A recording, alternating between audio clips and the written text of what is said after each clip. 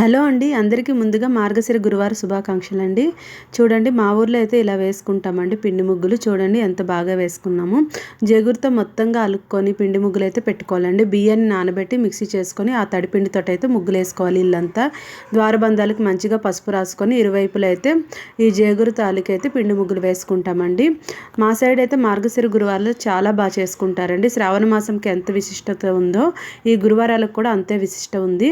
అయితే ఇది ఎక్కువగా పొలాలు భూములు ఉన్న వాళ్ళైతే చాలా బాగా చేసుకుంటారనమాట. ఇలా ధాన్యం కంకులు పొద్దున్నే తెచ్చుకొని పీఠం సిద్ధం చేసుకొని అన్ని పిండి వంటలు నైవేద్యాలు వండి పెట్టి బుట్ట నిండా బియ్యం వేసైతే ఈ విధంగా పూజ అయితే చేసుకుంటారండి.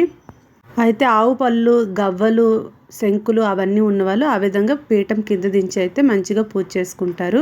ఒకవేళ పొలాలు లేని వాళ్ళు అయితే ఈ విధంగా అయితే పూజ చేసుకుంటారండి. ఫైనల్ అయితే ఈ విధంగా అయితే పూజ చేసుకోవాలి మార్గశిర గురువారాల్లో అయితే. ఈ వీడియో నచ్చితే లైక్ చేయండి.